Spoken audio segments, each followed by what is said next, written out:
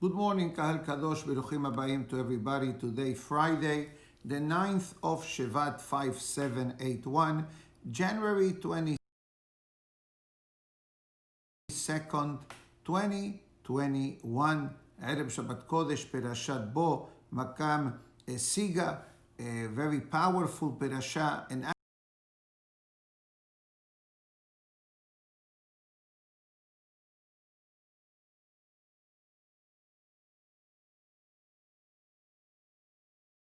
Bo Makam Siga, a very powerful perasha, an action-packed perasha that contains, for the very first time since the beginning of Bereshit, a tremendous amount of mitzvot, some of them applicable till today, some of them not applicable until the Bet HaMikdash, but definitely very beautiful and powerful messages that this week's perasha brings upon us. Today's class has been graciously sponsored by our dear member, Mr. Roger Baghdadi and family, Le'ilui Nishmat, his beloved mother, Moza Bat Anisa Baghdadi Aleha Shalom, that today is the day of the Haskara. Yiratzon, the Be'ezat Hashem, the Zachut of Torah learning, will bring an Aliyat Neshama. Amen. So I'd like to cover today, maybe with your permission, two powerful points from the Perashah, and then I like to share, time allowing, a very short portion of today's Gemara. So Be'ezat Hashem will try to achieve that. So I'll go point number one. Let me just clear some of the books from near me so we are able to have a bit more of space. So comes the Perashah, and it tells us, we know very well that Perashat Bo, and the name says it all, Bo el Para'o, the concept of having the three final makots in this week's Torah portion. We have the Makkah of Arbe, the locust, Hoshech, darkness, and Makat Bechorot, the firstborn. Comes the Pasuk, and it says that basically the warning of the grasshopper, it's coming to the Jewish people, to the Egyptians, Mehila. Bayomeru Avde Paro Elav, verse number 7 in the beginning of the Perashah says, and the servant of Paro, they said to him, Ad matai yezelanu lemokesh, yani shalach et ha'anashim, says, why are you so stubborn? Let them go. Let them go. Let them live. Comes the Pasuk, and it says, Aterem teda ki abeda Misraim, don't you know that Egypt is lost? Obviously, Egypt lost a tremendous amount of experience, a tremendous amount of situations with the plagues. Bayushav et Moshe et Aharon. Moshe and Aharon were returned to Paro. Rashi says, Al Yedeh Shaliach. Paro sends a messenger to Moshe and Aharon, and he said, please come back, we need to talk. Bayomer alehem. And Paro starts a nice conversation. He spoke to them respectfully. Lechu ibdu et Hashem. Go serve God, Hashem Elokechem. But one question I have. Miva miha olechim. Who is going with you? So it seems that Paro wanted details of this mission. Bayomer Moshe. Moshe answers him respectfully. Bina'arenu ubiskenenu nelech. With our youngsters and with the elders we shall go. Bebanenu ubibnotenu. With our sons and with our daughters. Besonenu ubibkarenu. With our flock and our cattle. Ki hag Hashem lanu. Because it's a festival for Hashem, for us. Comes Paro. Bayomer alehem. Paro says, I'm skipping Pasuk number 10, and let's read number 11. Lochen, Paro says, let the men go, be'ibdu et Hashem, and serve God, ki otah atem mebakshim, because that's the one that you're asking me really for. By God eshotam me'et pene Paro, and they were removed, so to speak, from the presence of Paro. So this is the basic translation of this particular few pesukim that I read now. I'd like to quote from the Sefer Birkat Eliyahu, written by the chief rabbi Chacham Shlomo Amar Shelita, and he says the following powerful message, which is an eternal message for history, what Moshe Rabbeinu is telling us in this week's parasha. The rabbi quotes the Ramban Nachmanides. Basically, Paro is saying to Moshe, Moshe, you want to serve God? Fine. Send the elderly, send the leadership, but leave the children behind. I'll deal with the children. I'll guide them. I'll teach them Egyptian matters, Egyptian philosophies. And it says that no. It says no. Moshe Rabbeinu says the elders we respect and love. The leaders we respect and love. But the true future of the Jewish people, it's found in the younger generations. Baruch Hashem, the elders went through life, and Baruch Hashem, they are connected, they are attached, they follow. But what about the young? What about the new generation? So from here we understand, and as he says, Shema'atid ha'ummah betikbatah. They are the future and the hope of any nation for survival. As we're going to say in the Agadah Shel Pesach, Et amalenu elu habanim, the toiling, that means our children, meaning to say that if we ask any parent, any normal parent, and we'll ask them, tell me, what is your biggest concern in life, or what takes the most to have benefits and success, I think the universal answer will be the education of our children. Parnasah, back and forth, up and down, etc.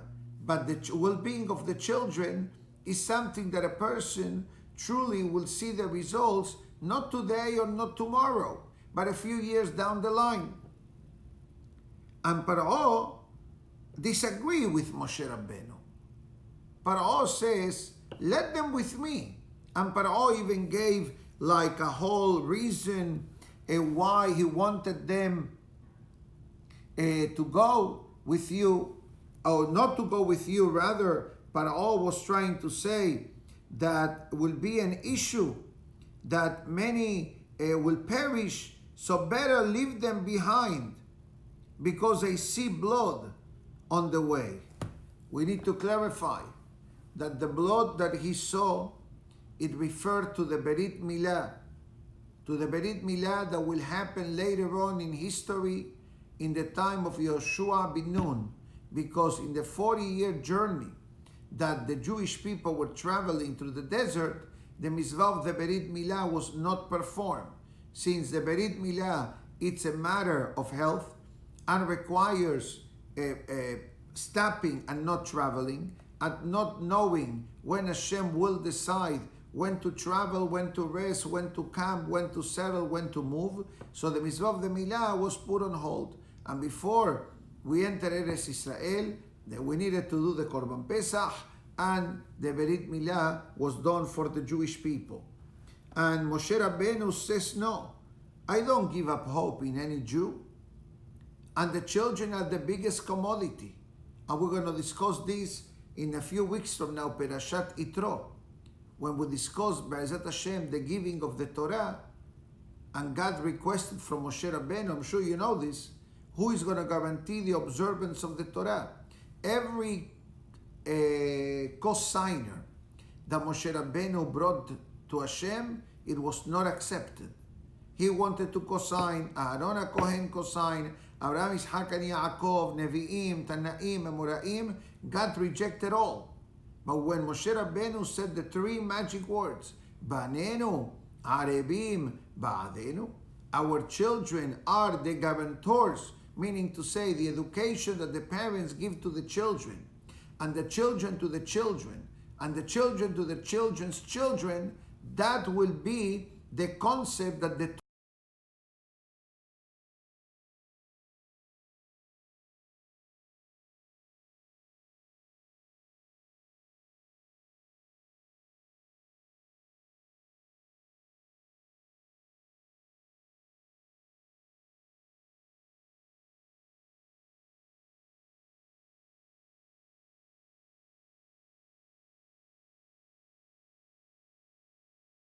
of Yesiat Misraim, of leaving Egypt, was for the youth to be able to build a nation based on the concept of emunah and bitachon in a Kadosh Baruch Hu. Why? Because perhaps we can say that due to the youthfulness of the young,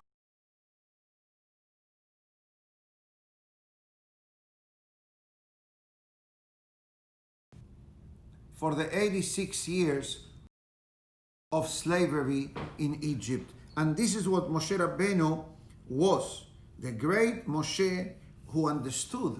And obviously for us,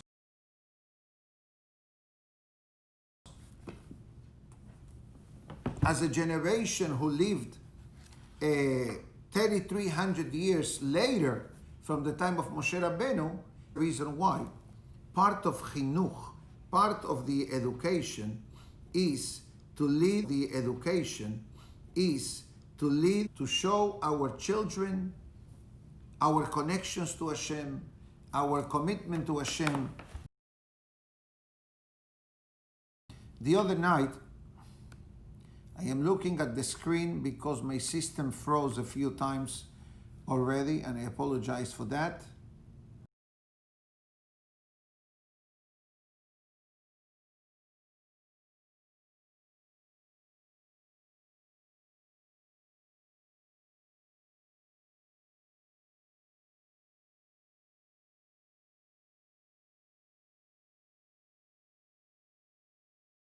Made the other night, there was some of our wonderful members made a siyum of a Gemara, and obviously it was very beautiful, very touching, and he made the siyum on Gemara in Masechet Sukkah.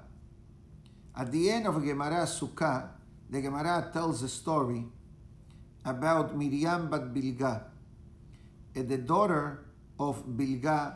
Bilga was one of the 24 Mishmarot in the Bet HaMikdash, that they had certain job description that they will fulfill on a regular basis.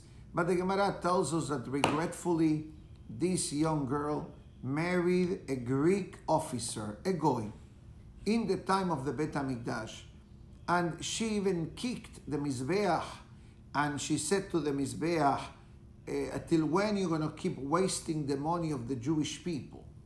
Meaning to say, implying that the Jewish people offered all kinds of offerings and sacrifices to no avail, because now the Greeks were defacing and Haz v'Shalom, mistreating the Bet HaMikdash. So the Gemara tells us a few concepts in this short paragraph at the end, and it says that the people of Bilga were condescending a bit to the service in the Bet HaMikdash. They will come late and they will not do things properly. And the Gemara concludes, comments made by a child probably heard them from the father or from the mother. That's the opinion, I believe, of Abaye. I do not have the Gemara in front of me, but I believe that's what the Gemara explains. So I was given the opportunity to say a few words, Baruch Hashem, which was again an honor to be there in the siyum that he did with one of the young rabbis of our kollel. And I explained that this Gemara, in a way, not only it connects to whatever I just said about Moshe Rabbeinu telling Paro, if you're telling me that you're going to keep the children, maybe there is no point for us, because at the end of the day, the children are the continuity of any nation. I can go into the field of politics, but I don't think that today I have the time. I'd rather put it into beautiful messages of Torah. But we'll save that for some other time. But bottom line, I explained to the parents and to the members of our shul that the Gemara is telling us a powerful lesson in education of our children. That how careful parents must be when they speak, when they act, when they interact with each other, when they speak about others, even when they speak about the synagogues, about the rabbis, about the minyan, about the hazanut, whatever to do with spirituality. The Mishnah in Pirkei Avot, when the Mishnah calls the child a sfog, a sponge, it's not stam a cute word to say. It's basically, the Mishnah is telling us, if the child is exposed to a pleasantness level of being, or a respectful way of being, the way we're going to discuss in a few moments, these important matters, and also related to a relationship at home between husband and wife, etc. So what the Gemara is telling us, that if the child is going to listen how the father or mother, they talk to each other in an inappropriate way, that's what they are being exposed to. If they see that the parents are talking with derech eretz in a proper way, respectful way, that's what we expect that the child to become. Also following the beautiful ways of derech eretz. If the father complains, for example, literally, complains about the mother, complains about the in-laws, complains about the rabbi, complains about the synagogue, complains about the prayers, what's going to be with that child 10 years from now, 20 years from now? Chas v'shalom, God forbid, because like it or not, the children have an understanding, they absorb, they have perception. So bottom line, Moshe Rabbeinu is telling us, ladies and gentlemen, don't minimize the importance of our children.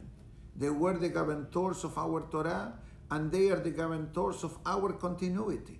Because if God forbid, we don't raise our children in the proper way, good education, good friends, but above anything else, a good example at home, a parent that believes that school will do the work in our behalf, I think that they're missing the boat, as they say, or they're misunderstanding what does it mean. School supposed to reinforce what the child gets at home and provide some of the academic standards, which at home, obviously it's a home, etc. But don't think for a moment that the school is the only component of the success of a child. It's part of a puzzle between the parenting aspect, educational aspect, family ways, and whatever else makes the equation of what does it mean educating a child in a proper way. And that's why our holy rabbis always encourage us, pray for the welfare of our children. And that's something that the holy women of Israel are experts at. There is a beautiful prayer that many ladies, perhaps most ladies, say today in the afternoon when it comes to candle lighting in honor of Shabbat Kodesh. And we discussed this a while back. The way Ben Ish Hai says, prepare a few coins to give to charity. The husband sets up the candle in honor of the wife, and it's a great moment for the wife specifically to pray. And if you look at the prayer books that contain these blessings and contain the Aneni book, Prayer for Candles, Friday afternoon, Erev Shabbat, what does the prayer say? Bezakeni legadel banim ubne banim Very famous song. Maybe your children even know these songs. What do you pray in that prayer? You pray for your husband for sure. But you know what you pray for?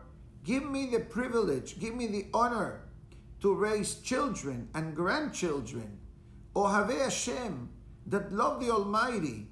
Irei Elokim, God-fearing people. Anshe Emet, men of truth. That's what you're praying for. You're praying for your future.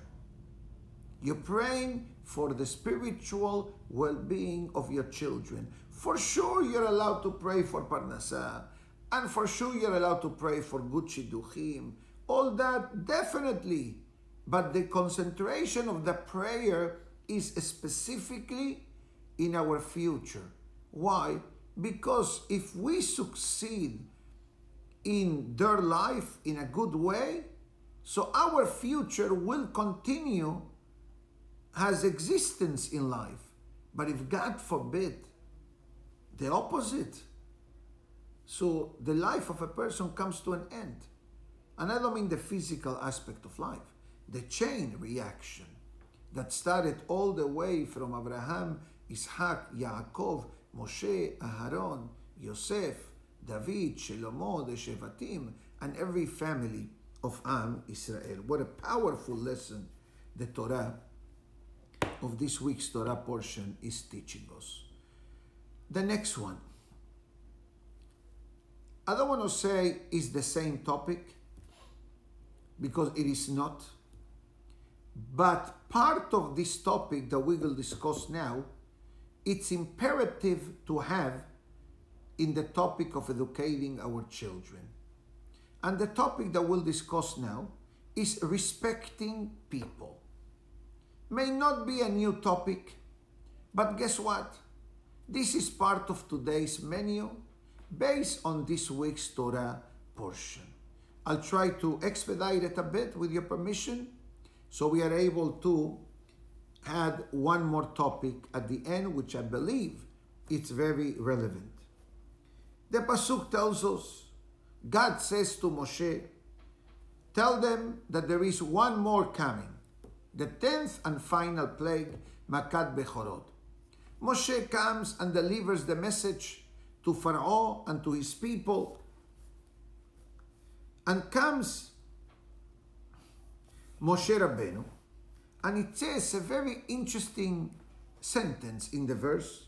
You can check that out. That's chapter 11 of Sefer Shemot, Note of Bankruptcy. Verse number 8. Beyaredu kol abadecha ele elai beishtahavu li.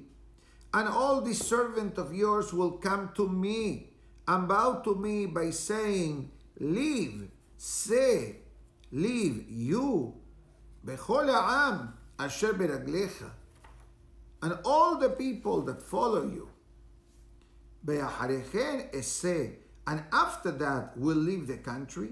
Vayeseh me'im par'o bechori af. And Moshe Rabbeinu left the presence of Par'o with anger. Obviously, we find something very interesting, Rashi says. Rashi says, let me find the pasuk.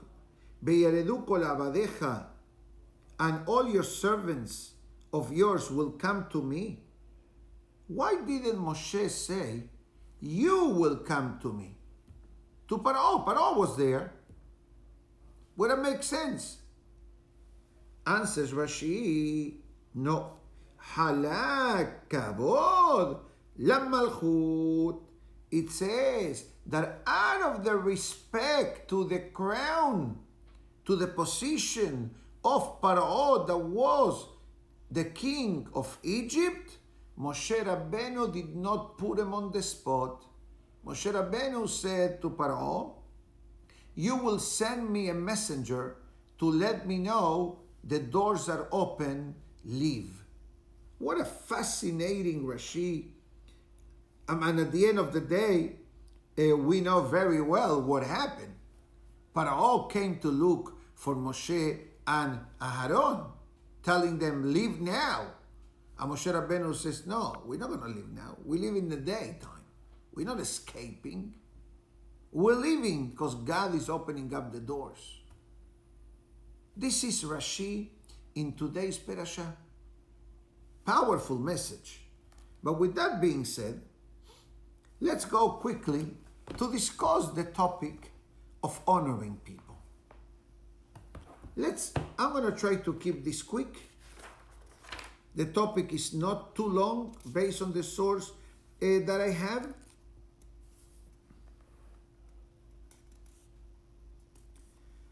And this is coming from the Gemara in Zevahim that Rashi is quoting, that out of respect to Paro, Moshe said, you'll send me somebody.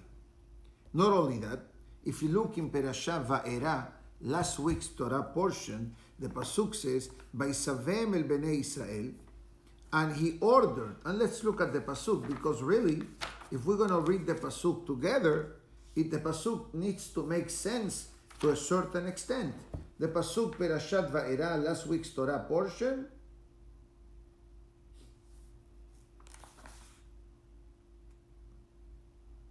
Vaydaber Hashem el Moshe vel Aharon, Vaisavem el Bnei Israel, literally, and it says, Hashem spoke to Moshe and Aharon and commanded them regarding Bnei Israel, ve'el Paro melech Misraim, and regarding Paro the king of Egypt, leosi et Bnei Israel me'eres Misraim, to take the children out of Egypt.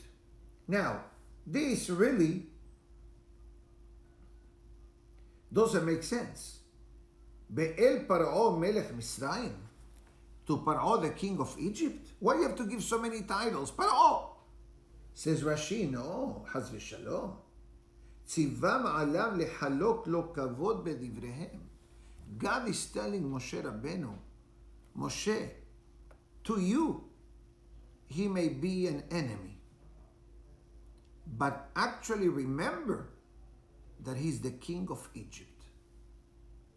And I said something along these words yesterday when people ask why you didn't speak about whatever is going on and about the president. We have a new president, like it or not. And the parasha is telling us, he is the president, he is appointed by HaKadosh Baruch Hu. So who am I or who are we to complain? You can pray to Hashem, obviously, but this is what this week's parasha is teaching us. This week's parasha, Perashat Bo, last week's parasha, Va'era. So it says, the Or Yahel, and it says, if to Paro that seek the destruction of the Jewish people and committed atrocities against the Jewish people, God is telling us, remember that he's a king and therefore treating him respectfully. Alahat kama bekama Adam Israel. So how much more honor and respect we must give to a fellow Jew. That includes the spouse, the siblings, the relatives, any other person. The way the Rambam writes, and it says in the laws of Sanhedrin, Al yehe kevod haberiot kal be'einei ha'adam.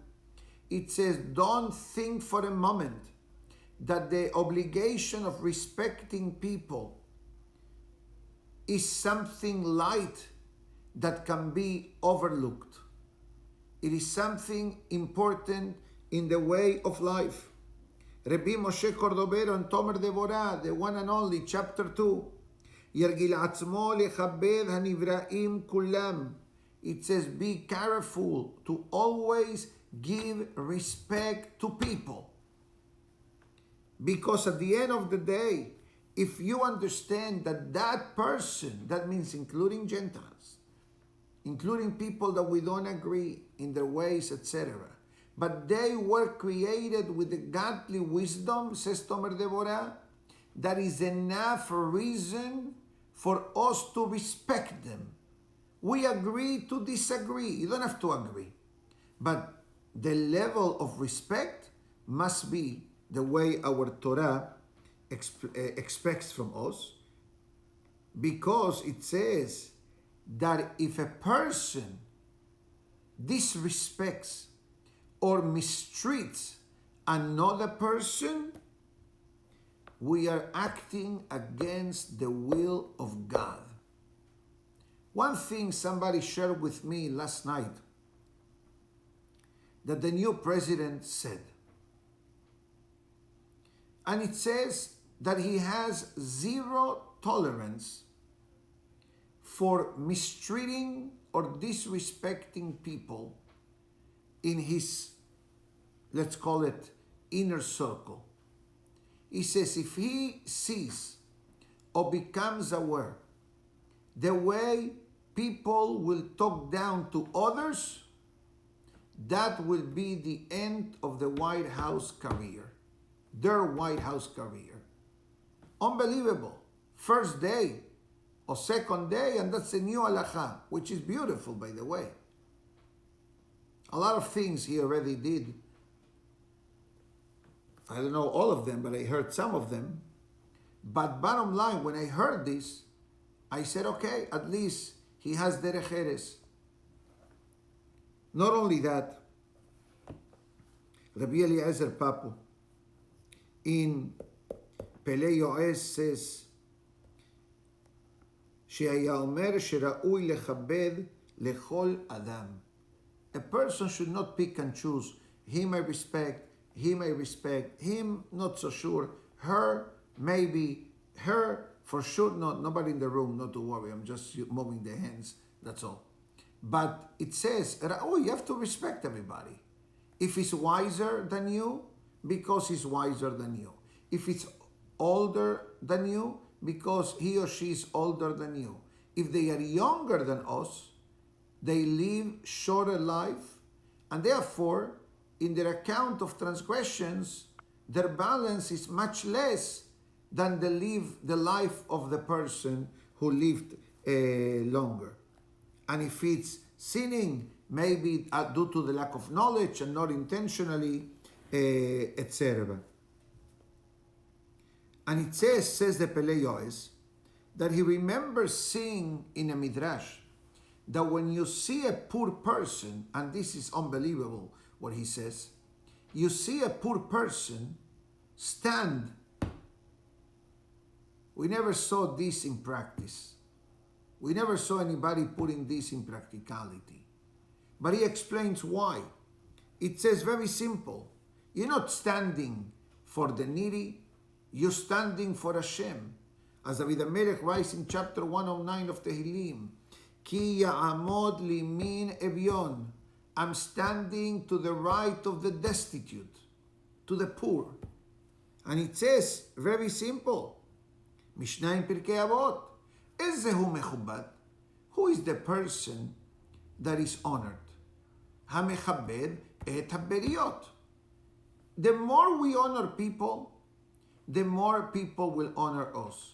And it's not, God forbid, that a person is running after the honor, because the Mishnah already in Pirkei Avot elsewhere says, Kol harodef achar hakavod, hakavod boreach mimenu. A person that chases after honor and glory, the honor runs away from the person like a shadow. And the Mishnah, actually, which is going to be, I believe, 99%, that this is going to be the Mishnah that we're going to discuss, God willing, live via itorah.com, Monday at 11. That was a free advertisement for Monday, 11 o'clock class on the Pirkei Avot. And what Mishnah we're going to learn? Al tehibaz lechol adam. Don't belittle people. There are people, regretfully, that anytime it comes across a certain situation or a person, always forget about it, he doesn't know, always finding a hedge, why to bring down another person. And the Mishnah says in Pirkei Avot, forget about it. That's a recipe for disaster.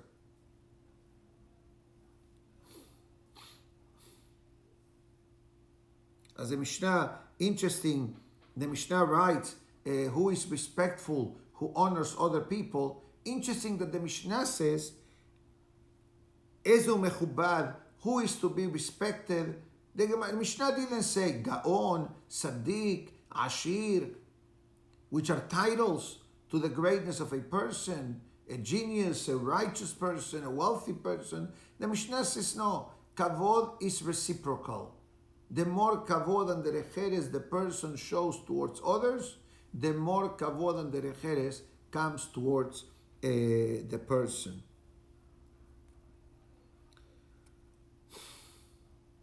If we can say one more.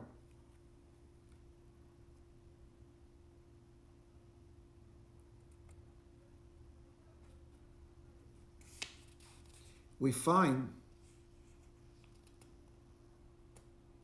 Rabbi Haim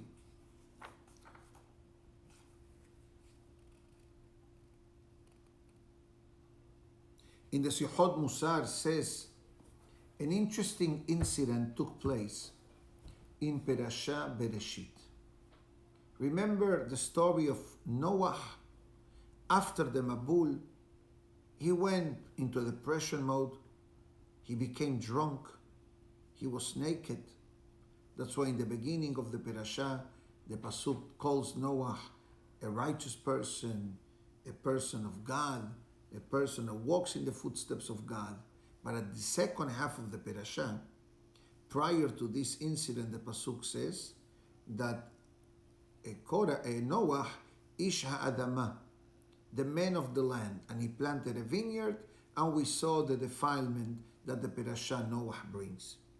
So it says, the Pasuk writes that once they became aware of what Canaan, the son of Ham, did, the Pasuk says, Vaikach Shem vayefet et hasimbla.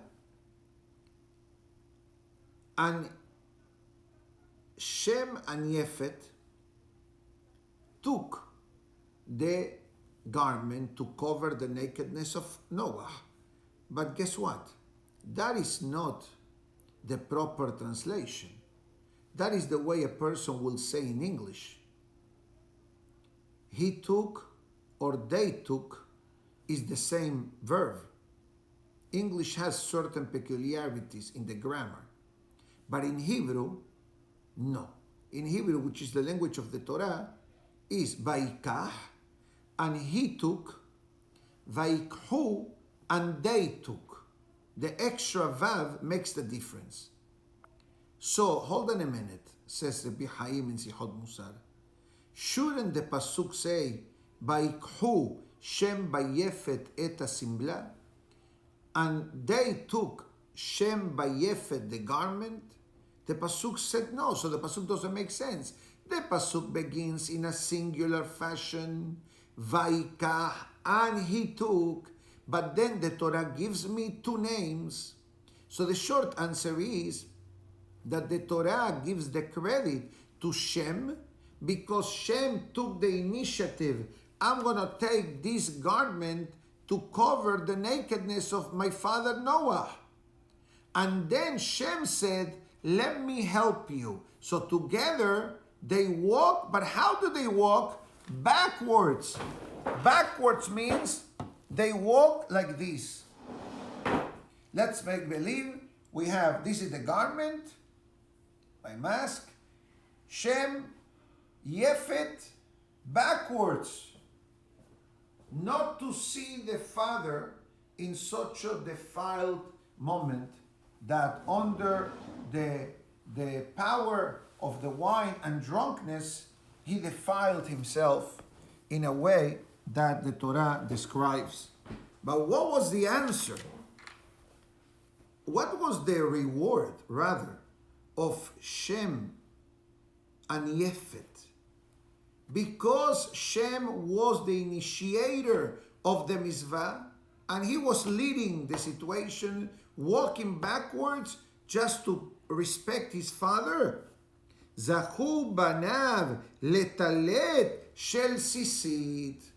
God says, your children will have a mitzvah connected to the covering of the body. What is this mitzvah? In the ladies' department, we can call it modesty, seniut, and in the men's department is the mitzvah of wearing sisit or talet that covers the body, etc.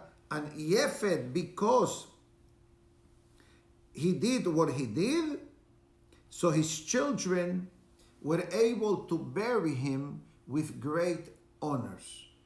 So both of them received a benefit. But because Shem was the one who really was the initiator of this matter, he was given this additional zechut. Dear Kahal Kadosh, honoring people is not negotiable and it's not optional. Honor. The more honor we give to people, the better will be, the better example will be, and all the good things that come with it. I know that I finish at around this time. Let me see, because I know myself.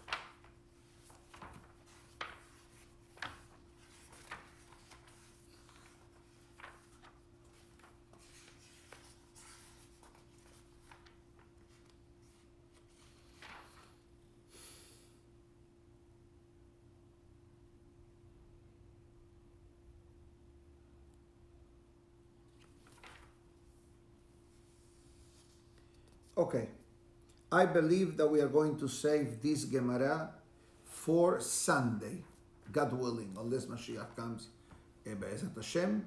So we'll leave the class here today.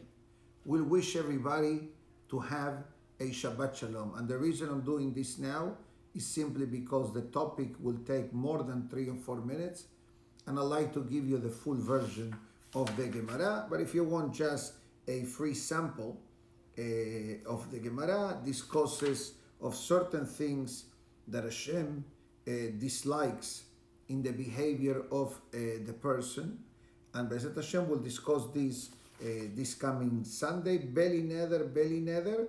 The Zohar reinforces once again the importance of having 3 se'udot in honor of Shabbat, but I'll do something special for you at this time.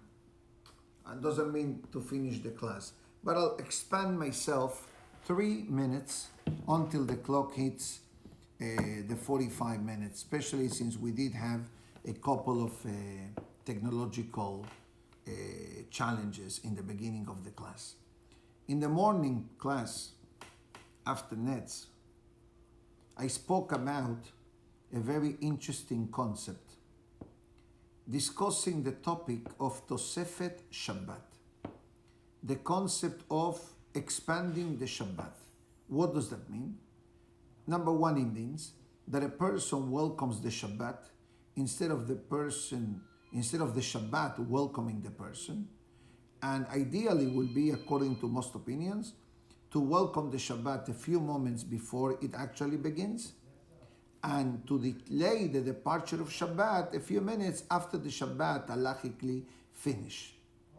This powerful concept is found in the Gemara, in which Rabbi Yossi said, Yair Helki, let me have the merit of being from those who welcome the Shabbat in Tiberias, which is the northern part of Israel, that the sun sets earlier than the southern part of Israel. So he says, I wish I can begin the Shabbat in Tiberias schedule and finish the Shabbat in Tzipori schedule. It's like a person asks you, Rabbi, what time is candle lighting today?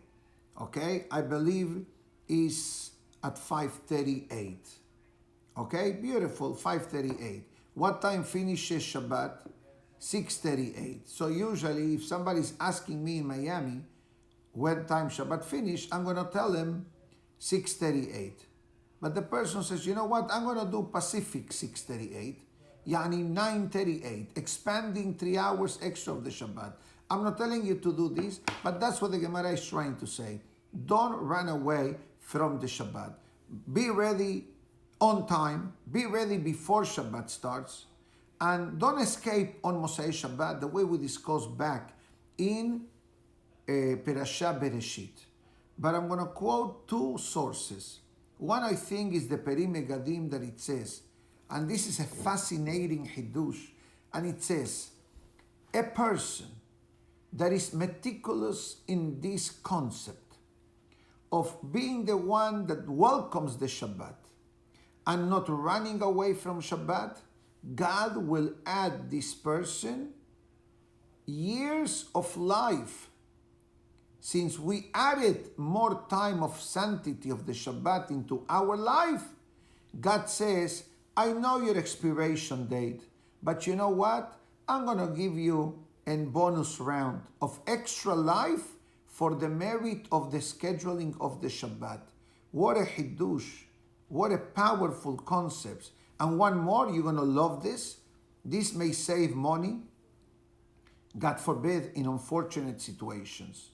And it says, a couple, and you can share this with anybody, a couple that regretfully is struggling to bring children to the world. Regretfully, it does happen. And there are many wonderful institutions that help, in many areas with IVF, halachic guidance, treatment, financial support, and Hashem bless them all. One of them, obviously, is, I think, a Boneh Olam, that recently opened up a chapter here in South Florida, and a Peribaten, and a time, and there's many, Baruch Hashem, beautiful, Pu'al, well, also that help people, Baruch Hashem, all good. But I'm going to give you something. And it says that a couple that is meticulous in this concept of welcoming the Shabbat a few moments before it actually starts, and delaying the departure of the Shabbat for a few more minutes, Hashem will increase the number of their family. Because at the end of the day, couple that is married, husband and wife, and they are not able to conceive children, it means that their number in the relationship, it's limited to two people, husband and wife. Having a child increases to 3. Having another child to 4. Adding another child, 5. So what makes the difference between 2 and 3 and 4 and 5? The addition. So the Titkabal says the addition of the time of the Shabbat opens the fountains of fertility. Besides the Kabbalistic concept that we discussed this a while back, that Friday night is a very auspicious night to conceive and to fulfill the mitzvah between husband and wife. But irrelevant of that, that's a whole different topic. But it's unbelievable Hiddush that just enhancing a bit the Shabbat times can have an effect in the life of the person. I wish everybody to have a beautiful Shabbat Shalom. For those that are here, we'll see you Be'ezat Hashem. We expect a major amount of people with us this Shabbat and next Shabbat due to intercession. Baruch Hashem, we set up many minyanim to keep everybody safe to the best of our abilities. Shabbat Shalom and Mevorach. And once again, we say Tizkela Mitzvot to our esteemed member, Mr. Roger Baghdadi and family, for graciously sponsoring today's class. Le'ilui Nishmat, his beloved mother, Moza Bat Anisa Aliyah Shalom. Shabbat Shalom and Mevorach. Be well wherever you may be.